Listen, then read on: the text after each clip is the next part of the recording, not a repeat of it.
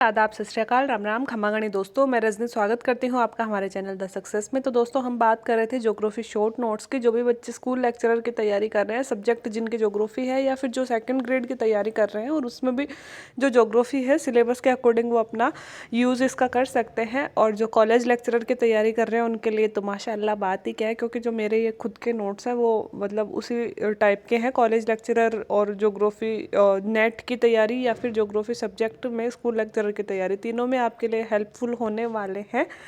कल जो मैंने वीडियो डाला था उस पर आपका ठीक ठाक रेस्पॉन्स रहा, तो अगर ऐसा ही रेस्पॉन्स चलता रहा तो कंटिन्यू रखेंगे, अदरवाइज़ कोई बात नहीं है। जितना आपको मदद मिल सकती है मेरी तरफ से, मैं हमेशा मतलब रहूँगी मदद करने के लिए।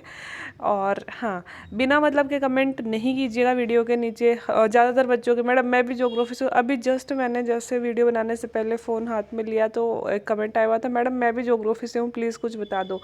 ऐसे कमेंट मत करो, प्लीज़ कुछ बता दो। मेरे पास क्या है बताने को, जितना मैटर है वैसे चीज़ें सारी मैं डाल रही हूँ चैनल पे। कुछ बच्चे कमेंट कर रहे हैं कि मैडम आप कौन से सब्जेक्ट से हो, कुछ बच्चे कमेंट कर रहे हैं कि मैडम डिस्क्रिप्शन बॉक्स में लिंक दे दो उसका, हाँ ये कौन से सब्जेक्ट से। और ये सारी फालतू बातें हैं, तो मुझे फालतू के कमेंट पढ़ने में कोई ना तो इंटरेस्ट है और ना ही मुझे बिना मतलब के कमेंट चाहिए चैनल पे। तो वैसे वाले कमेंट आप इग्नोर करो। पढ़ाई के लिए चैनल बना हुआ है तो थोड़ा सा पढ़ाई पे ही ध्यान दो।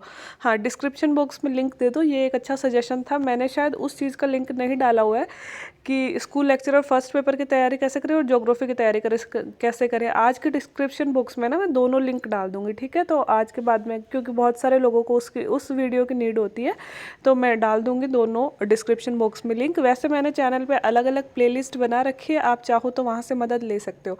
हाँ, और एक और कमेंट था कि मैडम PDF मिल सकती है क्या, तो जी नहीं, मुझे मेरे टेलीग्राम चैनल बढ़ाने का कोई चाव नहीं है। सिर्फ मैं अपने फॉलोअर बढ़ाने के लिए आपकी मतलब भविष्य के साथ खिलवाड़ नहीं करूँगी, क्योंकि अगर मैंने उधर इसका PDF डाला ना तो आप लोग क्या करोगे, ऐसे कैसे PDF सेव कर लोगे। अरे यार, इतने शॉर्ट नोट्स बना के दे रही हूँ, पढ़ाई आप कर ही रहे हो, अब थोड़ा सा लिख नहीं सकते क्या हाथ से? इतना सा तो लिखो यार अपने हाथ से। जब तक अपने हाथ से नहीं लिखोगे ना, समझ में नहीं आएगा, है ना। इसलिए मैं इसका PDF नहीं डालूंगी किसी भी हालत में, ठीक है। ये मैंने इसलिए दिखाया है कि आज हम एक पेज पढ़ने वाले हैं और आज हम पढ़ेंगे वायुमंडल का संगठन और संरचना, ठीक है। तो जल्दी जल्दी शुरू करते हैं। हाँ, मैं थोड़ा सा स्पीड से बोलती हूँ। आई होप कि कल का रिवीजन आपने कर लिया होगा। आज की जो शॉर्ट नोट्स है वो लिखने से पहले कल के रिवीजन करो, जो कल अपन ने एक पेज पढ़ा था, और उसके बाद में आज के शुरू करना। किसी भी हालत में पहले कल का रिवीजन और फिर आज का शुरू करना है, ठीक है। तो दोस्तों, मैंने थोड़ा स्पीड में मैं बोलती हूँ, लेकिन आप ना अगर वहाँ पे मतलब स्पीड मिनिमाइज और मतलब स्पीड कम और फास्ट करने का ऑप्शन होता है यूट्यूब में, तो आप है ना कम कर लेना जिसको मेरी स्पीड ज़्यादा लगती है। क्योंकि मेरे चैनल मतलब मेरे वीडियो की लेंथ ज़्यादा लंबी हो जाती है तो फिर वो मेरे फ़ोन से अपलोड नहीं होता, इसलिए इशू हो जाता है ना, ठीक है। तो शुरू करते हैं। वायुमंडल के कुल द्रव्यमान का 99% भाग धरातल से 32 किलोमीटर की ऊंचाई पर पाया जाता है। तो वायुमंडल में जितना मतलब द्रव्यमान है वायुमंडल का, उसका 99% भाग कहाँ पाया जाता है? लगभग 32 किलोमीटर की ऊंचाई तक पाया जाता है।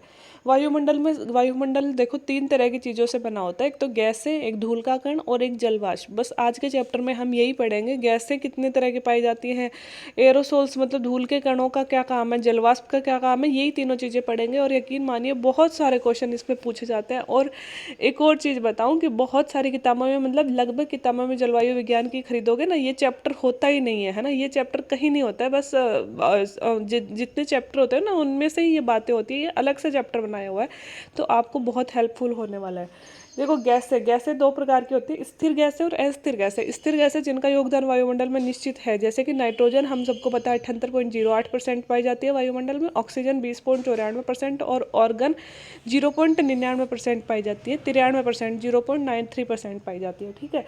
अस्थिर गैसें मतलब जिनकी मात्रा निश्चित नहीं होती, वायुमंडल में घटती बढ़ती रहती है, जैसे कि कार्बन डाइऑक्साइड 0.03 से 0.04 के बीच में पाई जाती है, नियोन 0.0018% पाई जाती है। इसके अलावा helium, methane, krypton, hydrogen, xenon, ozone, ये सारी गैसें हैं जो वायुमंडल में अस्थिर है, ठीक है। इसके अलावा कुछ गैसें होती हैं अक्रिय गैसें, ऐसे गैसें जो रासायनिक प्रक्रिया में भाग नहीं लेती। एग्जाम्पल के लिए जिनोन, क्रिप्टोन, नियोन, ऑर्गन। आप सबने साइंस में ये सारी चीज़ पढ़ी होगी। एक्चुअली ये चैप्टर ही साइंस का है। अपने ज्योग्राफी में बहुत सारी चीज़ें साइंस की भी आती हैं। अब बात करते हैं नाइट्रोजन। तीन बड़ी गैसें हैं, नाइट्रोजन, ऑक्सीजन और कार्बन डाइऑक्साइड। तीनों के बारे में थोड़ा सा विस्तार से पढ़ लेते हैं। 1772 में इसकी खोज रदरफोर्ड ने की थी। एक स्थिर गैस है, वायुमंडल में सर्वाधिक भाग में पाई जाती है। आपने पढ़ा, ये 78.08% पे पाई जाती है। पौधे नाइट्रोजन को अमोनिया के रूप में प्राप्त करते हैं। पौधों में जो अमोनिया प्राप्त होता है उस रूप में नाइट्रोजन को प्राप्त करते हैं, और मानव इसे जीव जंतु और पौधों का भक्षण करके प्राप्त करते हैं। जब हम जीव जंतु को खाते हैं, पौधों को जीव जंतु खाते हैं, जीव जंतु को इंसान खाता है, या फिर हम पेड़ों को खाते हैं, लाइक कि हम अनाज वगैरह खाते हैं, तो उसमें ये थोड़ी बहुत इनके कण आ जाते हैं, जिससे हम नाइट्रोजन प्राप्त करते हैं। यह ऑक्सीजन के साथ मिलकर सममंडल का निर्माण करती है। मतलब वायुमंडल को दो भागों में अलग तरह से भी बांटा जाता है, एक सममंडल, एक विषममंडल। तो सममंडल की बात करें तो उसमें दो गैसें होती है, एक ऑक्सीजन, एक नाइट्रोजन। तो नाइट्रोजन ऑक्सीजन के साथ मिलकर सममंडल का भी निर्माण करती है, और यह ऑक्सीजन के साथ मिलकर सममंडल का भी निर्माण करती है, तथा हवा का 99% भाग सममंडल तैयार करता है। जो सममंडल होता है ना, वह वायुमंडल का 99% भाग लिए हुए है। धरातल से 100 किलोमीटर की ऊंचाई तक पाई जाती है। अगर हम बात करें कि कितने किलोमीटर तक नाइट्रोजन गैस पाई जाती है, तो धरातल से लगभग 100 किलोमीटर की ऊंचाई तक पाई जाती है। दहन को नियंत्रित करती है, मतलब आग को रोकने में सहायक होती है नाइट्रोजन गैस, और मृदा में स्थिर रहती है। आप सबको पता ही है, फिर मृदा से पौधों में, पौधों से जीव जंतुओं में यह गैस आती है। तो आई होप नाइट्रोजन के बारे में अपन ने संपूर्ण जानकारी ले ली है। अब चलते हैं ऑक्सीजन की तरफ। यहाँ मैं फिर से बोलूँगी, मैं समझाऊंगी नहीं, सिर्फ शॉर्ट नोट्स बना दिए हैं और आपको बता दूंगी। समझना आपको खुद को है, किताबें जब पढ़ लोगे तो ये शॉर्ट नोट्स आपको समझे हुए ही लगेंगे। नए बच्चों के लिए नहीं है, जो ऑलरेडी तैयारी कर रहे हो, मोटी मोटी किताबें पढ़ रहे हैं, किसी भी चीज़ में से पढ़ रहे हैं, उनके लिए, रिविज़न के लिए है सिर्फ ये। ऑक्सीजन की खोज की थी जोसेफ प्रिस्टली ने। किसने की थी? जोसेफ प्रिस्टली ने। ठीक है, ये एक स्थिर गैस है और वायुमंडल में 20.94% भाग पे यह गैस पाई जाती है। रासायनिक दृष्टि से यह बहुत सक्रिय गैस है ना। और ऑक्सीजन, जैसे कि अपन को पता है, जल के संपर्क में आती है तो ऑक्सीकरण क्रिया होती है और उससे जंग लगना, जैसे लोहे में जंग लगना, मतलब ये बताया गया है कि ये बहुत सक्रिय गैस है। निर्माण कैसे होता है ऑक्सीजन का? स्वपोषित स्थलीय हरे पौधे और सागरीय फाइटोप्लैंक्टन जो प्रकाश संश्लेषण की क्रिया के द्वारा ऑक्सीजन का निर्माण करते हैं। तो सबसे पहले तो प्राथमिक उत्पादक इन्हें जो कहते हैं सागरीय फाइटोप्लैंक्टन और स्वपोषित हरे पौधे, ये अपनी मतलब कि क्या बोलते हैं, प्रकाश संश्लेषण की क्रिया के द्वारा ऑक्सीजन का निर्माण करते हैं। और हम उपयोग किस में करते हैं ऑक्सीजन का? हम श्वसन में उपयोग करते हैं। कौन? पेड़ पौधे नहीं, जीव जंतु, है ना। जैसे कि पशु पक्षी हो गए और इंसान हो गया, श्वसन क्रिया में किसका निर्माण यूज़ करता है? ऑक्सीजन का। और दहन में सहयोगी होती है ऑक्सीजन, मतलब आग को बढ़ाने में योगदान देती है ऑक्सीजन। ठीक है, इसके बाद में हम चलते हैं ऑक्सीजन की अधिकतम मात्रा धरातल से 120 किलोमीटर तक, जैसे कि 100 किलोमीटर तक नाइट्रोजन पाई जाती है लगभग, और लगभग 120 किलोमीटर तक ऑक्सीजन पाई जाती है अगर हम ऊंचाई की तरफ वायुमंडल में जाते हैं तो। अब तीसरी है carbon dioxide gas. Carbon dioxide gas प्रमुख परिवर्तनशील गैस है, मतलब बदलती रहती है। अपन ने पढ़ाई है कि ये सक्रिय परिवर्तनशील गैसों में आती है। वायुमंडलीय संगठन में 0.03 से 0.04% तक यह विद्यमान रहती है, और प्रकाश संश्लेषण की क्रिया में यह सहायक होती है। दोस्तों, जो मतलब हम लोग होते हैं वो हम श्वसन के रूप में क्या ग्रहण करते हैं? हम ऑक्सीजन ग्रहण करते हैं। और पेड़ पौधे क्या ग्रहण करते हैं? पेड़ पौधे श्वसन के रूप में ऑक्सीजन तो ग्रहण करते हैं, और कार्बन डाइऑक्साइड तो ग्रहण करते हैं, मतलब खाते हैं, और ऑक्सीजन निकालते हैं हमारे लिए। ठीक है, तो हरे पौधे ऊष्मा ऊर्जा को रासायनिक ऊर्जा में बदल देते हैं और प्रोटीन, कार्बोहाइड्रेट और वसा का निर्माण करते हैं। हरे पौधे ऑक्सीजन का मतलब खाते हैं और उससे अपनी ऊष्मा, मतलब अपना खाना निर्माण करते हैं। पौधे CO2 को भोजन के रूप में उपयोग करते हैं, है ना। अब सबको पता है कि CO2 का जो संग्रहण करते हैं वो पौधे करते हैं, और आजकल हम वन काट रहे हैं और पौधे कम हो गए, इसलिए तो CO2 वायुमंडल में ज़्यादा हो गई। इसलिए वनों को कार्बन कुंड कहा जाता है। भाई, वनों को कार्बन कुंड क्यों कहा जाता है? क्योंकि जो पौधे होते हैं वो CO2 का भक्षण करते हैं, मतलब खाते हैं, और फिर हमारे लिए ऑक्सीजन बाहर निकालते हैं, इसलिए वनों को क्या कहते हैं? कार्बन कुंड। और अगर विश्व के सबसे बड़े कार्बन कुंड की बात करें तो वो है प्रशांत महासागर, क्योंकि प्रशांत महासागर में फाइटोप्लैंक्टन पाए जाते हैं। और स्थल के सबसे बड़े कार्बन कुंड की बात करें तो स्थल में विषुवत-रेखीय वर्षावन, क्योंकि सबसे बड़े वन अपने कौन से हैं, विषुवत-रेखीय वर्षावन। तो विषुवत-रेखीय वर्षावन सबसे बड़े कार्बन कुंड है किसके, स्थल के। और अगर विश्व का सबसे बड़ा कार्बन कुंड, तो क्योंकि वर्षावनों से भी ज़्यादा बड़ा प्रशांत महासागर, और प्रशांत महासागर को विश्व का सबसे बड़ा कार्बन कुंड कहते हैं। अब महासागरों को कार्बन कुंड क्यों कहते हैं, महासागरों में carbon dioxide gas calcium carbonate के रूप में संचित होती है, इसलिए महासागरों को कार्बन कुंड कहते हैं। जो कैल्शियम कार्बोनेट पाए जाते हैं महासागरों में, उनमें भी CO2 संचित होती है, इसलिए महासागरों में भी बहुत सारी CO2 संचित होती है, मतलब CO2 जमी रहती है, इसलिए हम महासागरों को सबसे बड़ा कार्बन कुंड कहते हैं। कार्बन डाइऑक्साइड है वह ग्रीन हाउस गैस है। ग्रीन हाउस गैस आपको पता ही है, ग्रीन हाउस एक कांच का जैसे घर होता है जो सौर ऊर्जा को आने तो देता है और वापस नहीं जाने देता, और जब मतलब ये जो गैस ज़्यादा मात्रा में वापस नहीं जा पाती तो फिर ग्लोबल वार्मिंग का कारण बनती है, इसलिए CO2 क्या है, ग्लोबल वार्मिंग के लिए भी उत्तरदायी है। सर्वाधिक मात्रा में धरातल से 90 किलोमीटर तक पाई जाती है। अब याद रखिए दोस्तों, नाइट्रोजन 100 किलोमीटर तक, ऑक्सीजन 120 किलोमीटर तक और CO2 लगभग 90 किलोमीटर तक, और अधिकतम मात्रा में धरातल के 20 किलोमीटर की ऊंचाई तक पाई जाती है, क्योंकि धरातल से सबसे ज़्यादा जो उत्सर्जित होने वाली गैस है वह कार्बन डाइऑक्साइड ही है। ठीक है, अब एक महत्वपूर्ण गैस है ओजोन। ओजोन गैस जिसे पृथ्वी का रक्षा कवच भी कहते हैं, परिवर्तनशील गैस है ओजोन भी। जिस तरह से कार्बन डाइऑक्साइड परिवर्तनशील है, उसी प्रकार से यह परिवर्तनशील है। पराबैंगनी किरणों का अवशोषण करती है, पृथ्वी के लिए रक्षा छतरी के रूप में कार्य करती है, निचले समताप मंडल में केंद्रित है 10 से 55 किलोमीटर तक।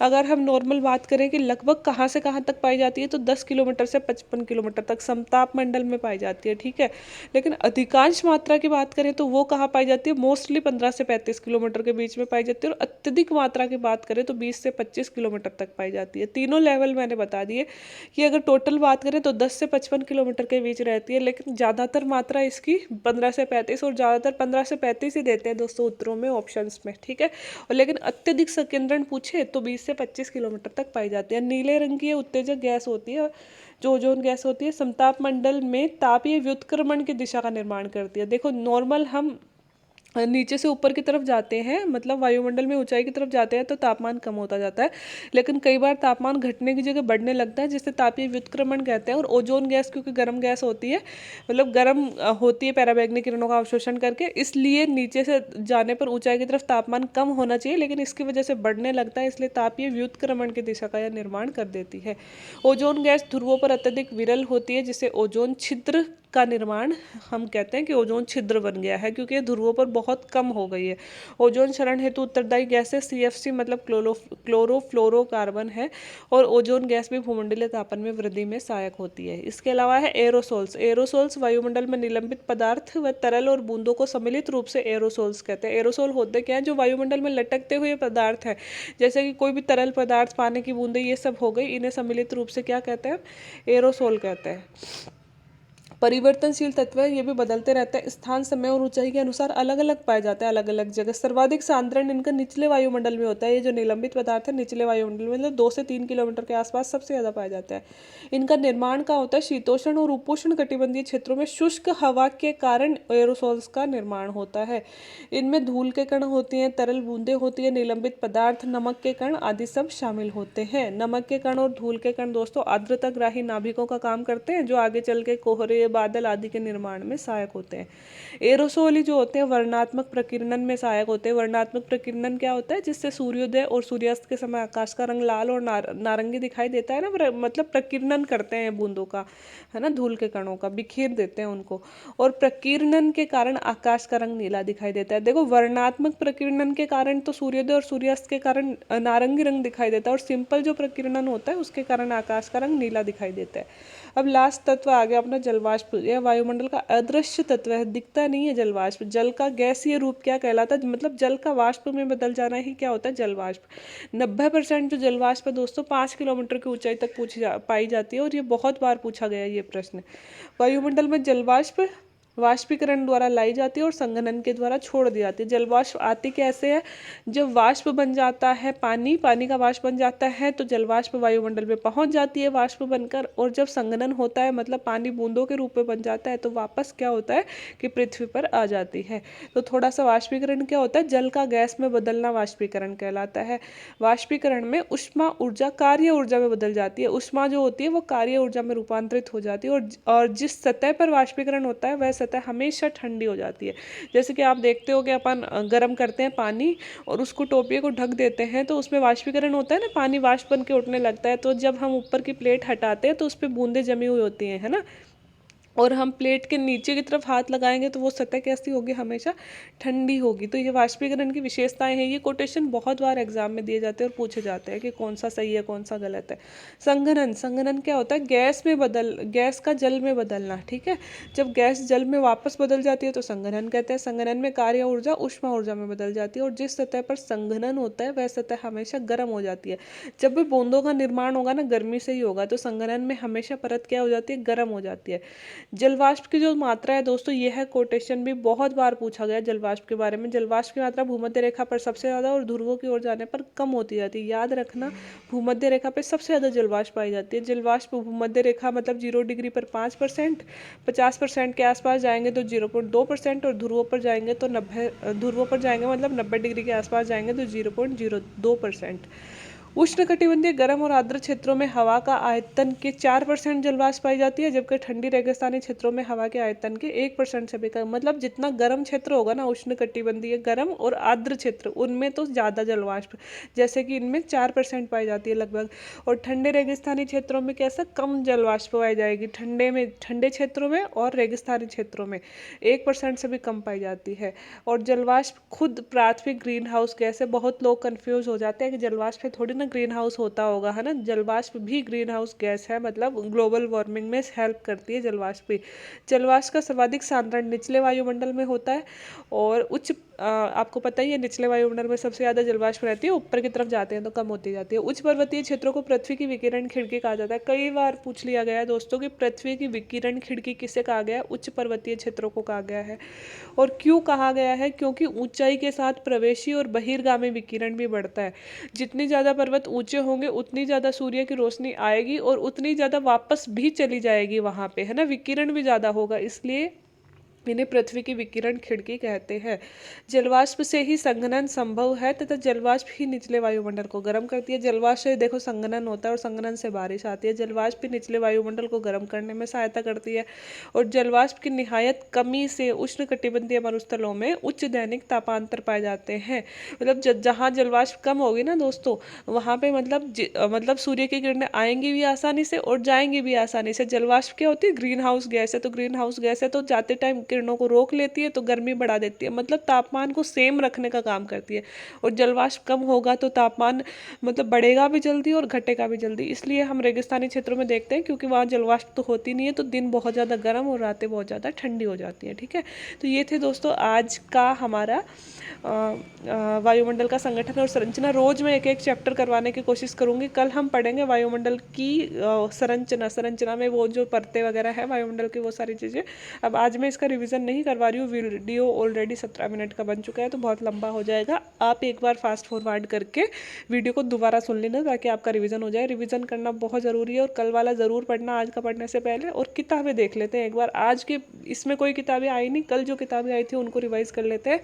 क्लाइमेट और वेदर किसने लिखी थी, हरमन फ्लोर ने लिखी थी। एंथ्रोपोजेनिक क्लाइमेट चेंज किसने लिखी, ये भी हरमन फ्लोर ने लिखी। मीटियोलॉजी और हाइड्रोग्राफी किसने लिखी, विल्हम बर्कनीज ने लिखी थी। इंट्रोडक्शन टू मीटियोलॉजी पीटरसन ने लिखी थी। Water from whether P Koteswaram ने लिखी थी। The climate of north America 1931 में। और विश्व का जलवायु वर्गीकरण 1936 में थानफेट ने लिखी थी।